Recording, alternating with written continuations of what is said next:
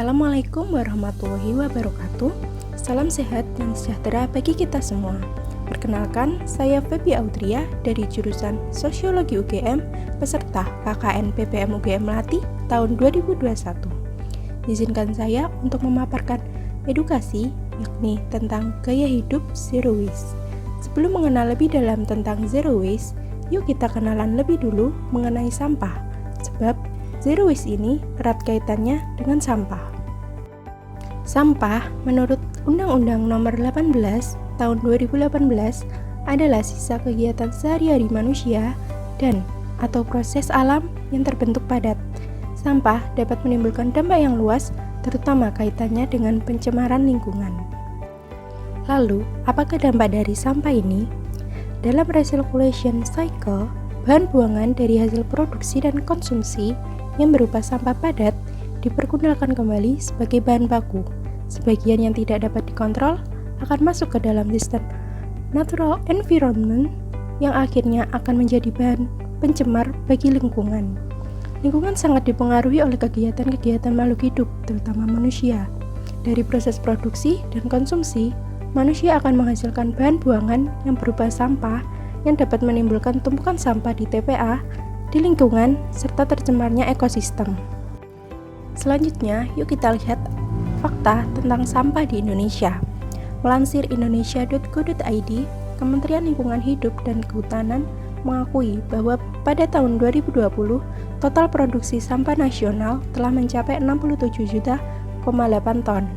Artinya, sekitar 185,753 ton sampah setiap harinya dihasilkan oleh 270 juta penduduk, atau setiap penduduk memproduksi sekitar 0,8 kg sampah per hari. Dan faktanya, angka tersebut terus meningkat dibandingkan tahun-tahun sebelumnya. Timbunan sampah yang menggunung itu selain dapat menimbulkan pencemaran lingkungan, juga menambah produksi gas metana dari sampah. Di Indonesia ada Sistem Informasi Pengelolaan Sampah Nasional atau SIPSN yang memuat capaian pengelolaan sampah per tahunnya yang dapat dilihat di website resmi yaitu sipsn.menhelka.go.id. Lalu berikut adalah capaian pengelolaan sampah di Indonesia per tahun 2020. Dapat dilihat bahwasannya penanganan sampah di Indonesia masih tergolong kecil, yakni hanya 38,67%. Sama halnya dengan pengurangan sampah, yakni hanya sebesar 15,79% saja. Lalu, untuk sampah terkelola juga masih setengahnya, yakni 54,46%, dan untuk sampah yang tidak terkelola adalah 45,54%. Dari presentase capaian pengelolaan sampah di Indonesia yang tergolong rendah, maka perlu adanya tindakan preventif dan kesadaran dari masyarakat untuk mengubah pola dan gaya hidup menjadi lebih baik. Zero waste merupakan salah satu gaya hidup yang dapat menunjang dan berkontribusi dalam mencegah banyaknya sampah yang beredar di alam. Zero waste atau gaya hidup bebas sampah adalah sebuah konsep untuk menggunakan produk sekali pakai dengan lebih bijak untuk mengurangi jumlah dan dampak buruk dari sampah. Zero waste bukan berarti mengkriminalkan barang-barang plastik, barang-barang sekali pakai, dan sejenisnya. Namun, konsepnya lebih untuk pengendalian diri agar tidak lagi konsumtif dan bertanggung jawab terhadap lingkungan. Zero waste lifestyle merupakan gaya hidup yang penerapannya tidak bisa instan, tetapi bisa dilakukan dengan perlahan dan konsisten. Lalu, apa sih manfaat menerapkan gaya hidup zero waste ini bagi kehidupan? Yang pertama adalah dapat menghemat pengeluaran. Gaya hidup zero waste mendorong untuk bersikap lebih hemat. Seperti ketika berbelanja, harus lebih fokus dengan apa yang benar-benar dibutuhkan saja. Memisahkan antara kebutuhan dan keinginan, sehingga pengeluaran dapat dikurangi. Lalu memilih barang yang berkualitas dengan harga yang miring, serta memanfaatkan barang bekas menjadi perabot yang lebih berguna, sehingga mengurangi budget untuk membeli perabot baru. Yang kedua, yaitu meningkatkan kreativitas. Daripada membuang sampah yang dapat mencemari lingkungan, maka kita akan lebih berpikir kreatif bagaimana cara memanfaatkan menjadi barang yang lebih berguna. proses recycle dan reuse dalam konsep zero waste dapat mengasah kreativitas dalam mengolah sampah, seperti memanfaatkan baju bekas menjadi tas belanja, mengubah botol minum menjadi pot, kotak pensil, dan lainnya. Yang ketiga adalah mendorong gaya hidup sehat. Sisa makanan menjadi salah satu sampah yang cukup membahayakan apabila terakumulasi dalam jumlah banyak, sehingga dengan menerapkan gaya hidup zero waste, mungkin akan lebih memperhatikan jenis makanan yang dikonsumsi dan memilih makanan yang lebih ramah lingkungan. Misalnya, menghindari membeli makanan di luar karena akan menambah konsumsi plastik dan beralih untuk memasak sendiri. Yang keempat, yaitu dapat menambah penghasilan dan pengetahuan. Ada banyak peluang untuk memperoleh pendapatan dari penerapan gaya hidup zero waste.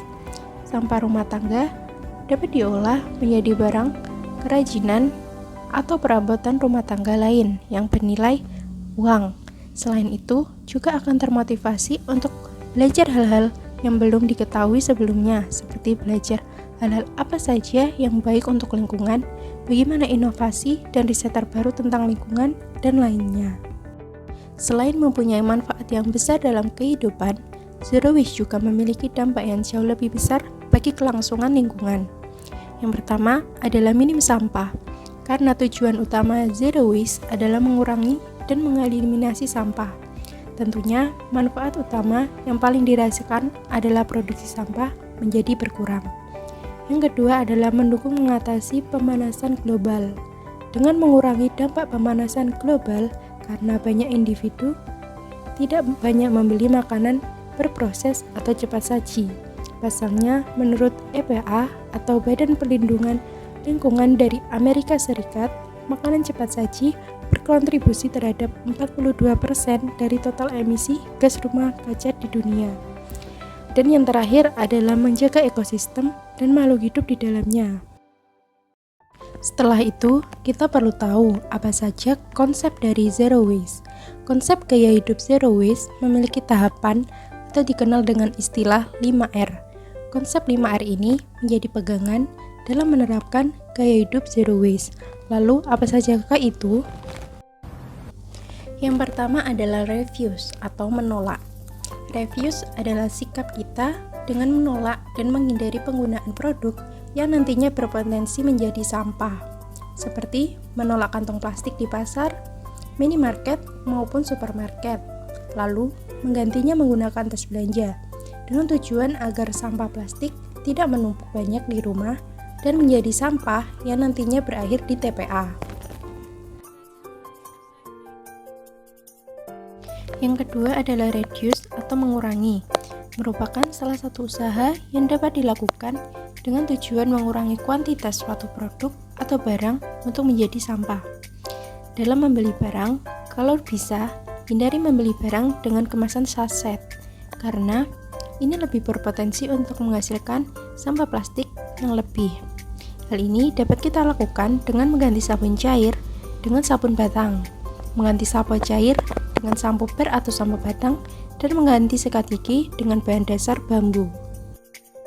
Lalu, yang ketiga adalah reuse atau pemakaian kembali, merupakan suatu sikap dengan lebih memilih menggunakan barang yang dapat digunakan berulang daripada barang yang hanya bisa sekali pakai dengan fungsi yang sama, seperti memilih menggunakan tas belanja yang terbuat dari kain dan bisa digunakan berulang dibanding menggunakan kantong plastik, memakai kembali botol sampo atau sabun, menggunakan sedotan stainless atau bambu, dan botol minum untuk bepergian.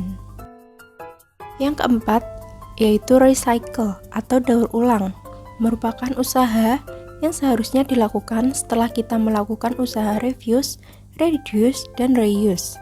Barang atau produk dapat kita cegah menjadi sampah dengan melakukan daur ulang agar tidak mencemari lingkungan. Langkah yang dapat dilakukan sebelum mendaur ulang yaitu dapat memisahkan terlebih dahulu antara sampah organik dan organik. Contohnya seperti cangkang telur ini yang butuh waktu berbulan-bulan untuk dapat terurai di tanah. Maka dari itu, kita dapat memanfaatkannya menjadi pupuk yang dapat membantu tanaman yang baru ditanam dapat tumbuh subur. Dan konsep 5R terakhir adalah ROT atau membusukkan merupakan kegiatan menjadikan sampah organik menjadi kompos. Pembuatan kompos saat ini sudah bisa dilakukan tanpa lahan yang luas. Jadi, tidak ada alasan lagi jika ingin membuat kompos harus ada lahan, yakni bisa dengan memanfaatkan ember dan wadah yang tidak terpakai lagi. Setelah terkumpul sisa-sisa sampah makanan, lalu dapat dimasukkan ke dalam wadah dan ditutup. Sebab, kompos akan bekerja dengan baik saat keadaan lembab. Pemanfaatan sampah organik sebagai kompos dapat bermanfaat bagi tumbuhan agar dapat tumbuh dengan subur. Dari penjelasan konsep 5R tadi, bagaimana sih cara menerapkan gaya hidup zero waste dan apa saja yang kita butuhkan? Kita mulai dulu dari kamar mandi. Secara sederhana, penerapan gaya hidup zero waste di kamar mandi dapat dilakukan dengan mengganti peralatan mandi yang lebih ramah lingkungan. Seperti yang dulunya memakai sabun cair dapat diganti dengan sabun batang. Hal ini karena sabun cair terbungkus oleh wadah plastik, sedangkan sabun batang mayoritas membungkusnya adalah karton. Sehingga hal ini dapat berkontribusi dalam mengurangi limbah sampah plastik. Selain itu, dapat juga mengganti sampo bar atau batangan, sikat gigi berbahan dasar bambu, dan spons mandi dari oyong atau gambas. Peralatan mandi ini dapat terurai dengan mudah jika terbuang di alam, sehingga meminimalisir risiko untuk mencemari lingkungan. Lalu, yang kedua ada laundry atau percucian, yakni dapat mengganti produk konvensional seperti lerak. Kebanyakan produk konvensional itu mengandung senyawa kimia dan parfum artificial yang bisa berbahaya oleh tubuh dan lingkungan. Ini adalah salah satu heavy carbon footprint yang bisa mengintervensi pertumbuhan laut. Beberapa deterjen juga mengandung microbeads atau plastik. Intinya, apa-apa yang tidak natural sudah pasti akan sulit dicerna di tubuh juga di bumi. Berbeda dengan biji lerak yang mengandung saponin yang dapat menghasilkan busa dan berfungsi sebagai bahan pencuci, dan juga 100% alami dan biodegradable. Lerak juga berfungsi sebagai antimikroba, aman untuk pembersihan, hypoalergenik, dan cukup lembut untuk digunakan pada kulit sensitif serta pakaian bayi. Selanjutnya adalah di bagian dapur. Kebanyakan produk dan peralatan dapur adalah berbahan baku plastik. Untuk meminimalisirnya, bertambah timbunan sampah, dapat menggunakan produk yang lebih ramah lingkungan dan dapat digunakan jangka panjang, seperti beralih menggunakan tas belanja, menggunakan spons cuci piring dari oyong atau gambas, dan penyimpanan makanan yang lebih tahan lama. Berikut adalah tips and trick untuk memulai gaya hidup zero waste. Zero waste adalah sebuah gaya hidup, tentunya butuh proses untuk menjalaninya.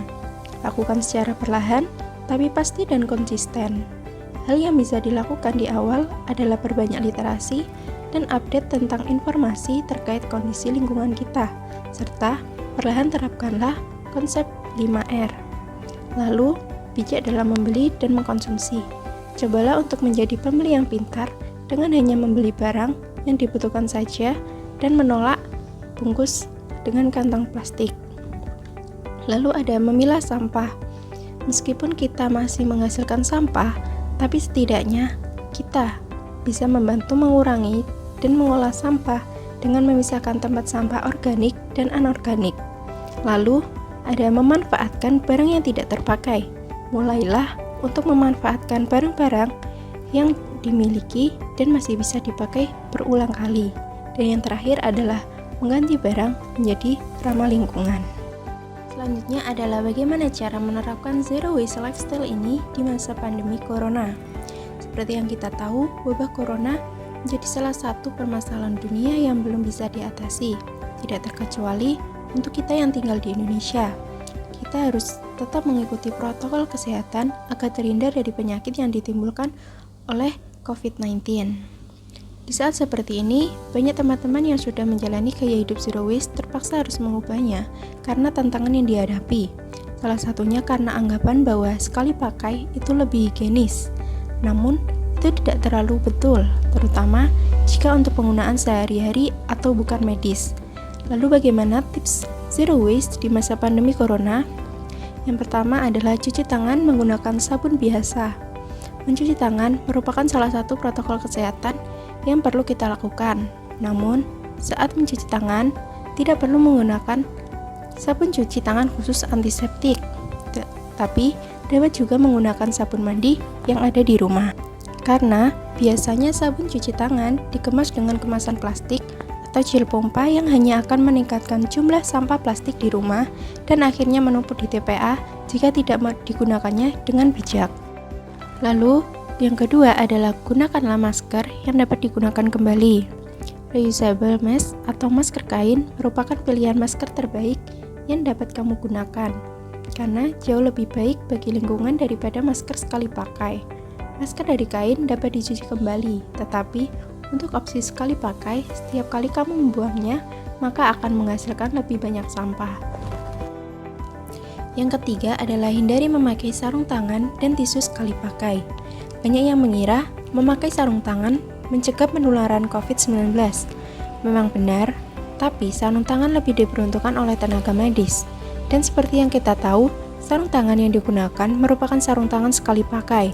Akibatnya, sarung tangan tersebut hanya akan meningkatkan jumlah sampah dan juga akan berakhir di TPA. Begitupun dengan tisu, baik itu tisu basah ataupun tisu kering. Sampah tisu juga menjadi salah satu sampah yang sulit untuk didaur ulang. Alangkah lebih baik jika mengganti penggunaan tisu dengan sapu tangan yang bisa dicuci dan digunakan berulang kali. Tips selanjutnya yaitu membuat zero waste kit. Dengan zero waste kit juga membantu kita untuk terhindar dari infeksi COVID-19. Zero waste kit adalah seperangkat alat yang digunakan untuk mempermudah kita dalam hidup minim sampah. Alat-alat ini adalah alat-alat yang reusable yang dapat digunakan kembali, karena sebetulnya yang paling higienis adalah yang kita bawa dan cuci sendiri dari rumah. Nah, berikut adalah sebagian contoh zero waste kit yang dapat kita bawa ketika berpergian keluar rumah. Yang pertama ada botol minum, lalu sapu tangan, peralatan makan dan minum seperti sedotan stainless, dan kalau bisa gunakan kotak makan sendiri.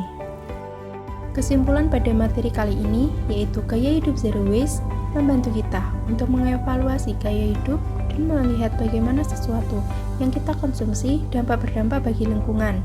Bumi merupakan tempat satu-satunya manusia tinggal yang saat ini sedang dalam kondisi kritis. Yuk, kita saling mengingatkan dan belajar untuk lebih peduli dan berbuat sesuatu terhadap kelangsungan bumi kita. Menerapkan gaya hidup zero waste adalah salah satunya untuk berkontribusi dalam menjaga lingkungan. Yuk, mari kita jaga bumi, maka bumi pun akan menjaga kita.